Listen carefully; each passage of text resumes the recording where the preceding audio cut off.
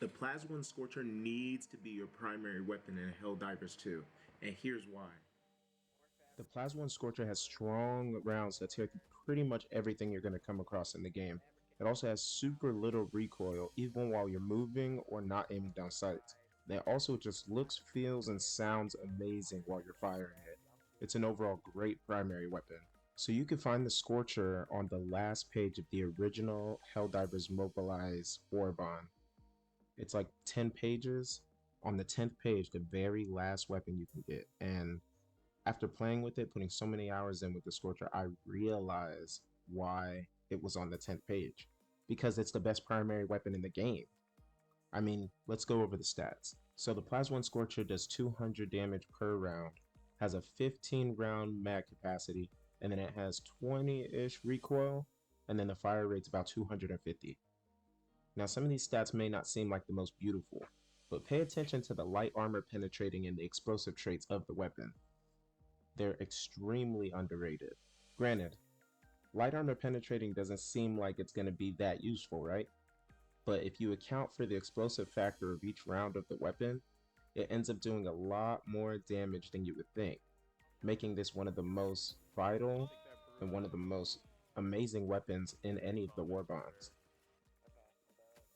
So I tend to have more success using this weapon against automatons than I do bugs.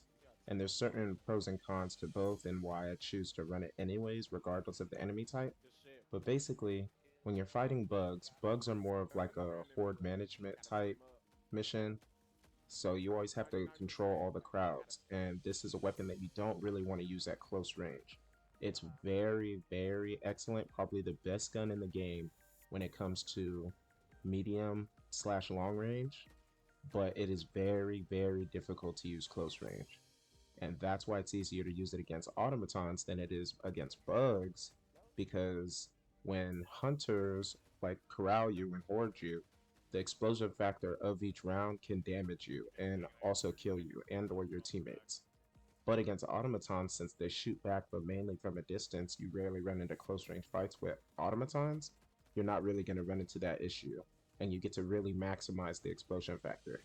So I have to be very smart and very careful when I'm fighting against bugs and make sure I'm always moving, always consistently like trekking along on the map, and make sure I always am aware of my surroundings, because if I get swarmed, essentially all I can use are my support weapons and I can use my secondary weapon. But my primary weapon is pretty much out of commission when anything is extremely close to me. But since I've been playing so long and using the Scorcher so much, I've learned to really maximize the Scorcher on whatever mission type. Overall, the PLAS-1 Scorcher is what a primary weapon should be. It is the go-to weapon in your arsenal that you should be able to use to take out most of the things on the map. Now, there are other close weapons that, you could prefer. I originally used to be a shotgun guy, but then I switched over to the Scorcher and I do not regret it one bit. On the bug front, I can kill everything up to about a charger with my primary weapon alone. Now, everything above that, I have to, like chargers, titans, anything above that, I'll have to use a support weapon, and then I can finish them off with the Scorcher. On the automaton front, you could kill everything up to a tank. Even you can kill tanks with the Scorcher by itself, which is why it is an awesome weapon. Now, even though there are a lot of pros to this weapon, there's also some cons. We talked about earlier how there's the explosion factor you have to be careful for because it damages yourself as well as your teammates if you shoot it too close to you. But there's also a couple other factors. The magazine capacity is so low with the Scorcher. If I was the game developer for a day, I would make it a 30 round mag and it would be the best gun in the game. But since it's only 15 per mag and you're only allowed to carry 6 mags, you have to be conscious and you have to be deliberate with every shot you shoot. So the Scorcher does help you, like if you're trying to train your aim and get better at aiming, it does force you to be more deliberate and be more tactful on how you use your rounds. Now, granted, I'm lucky and I have some really good teammates who always have supplies. We always have a resupply ready to call, and I always am moving around the map to keep my distance away from a lot of enemies because I have to play a medium range game. I can't always play up close, so I'm able to look around and go and find ammo. So I rarely run into issues finding ammo. But what I notice is players that just started using the Scorcher and are trying to, maximize its potential, they tend to be very ammo greedy, and it's very hard for them to adjust from going from something like the sickle or another energy-based weapon or plasma-based weapon, something that has a bigger mag. It's hard for them to adjust to the Scorcher has such a low magazine count. I mean, it's not that bad. The round count isn't that bad because every single round is so strong and does so much damage that the stats don't even show you. For example, it could take out Devastators, Rocket Devastators, Heavy Devastators in 2 to 3 shots, which is insane. There aren't too many other guns besides the long range weapons, the marksman rifles that can do damage like that.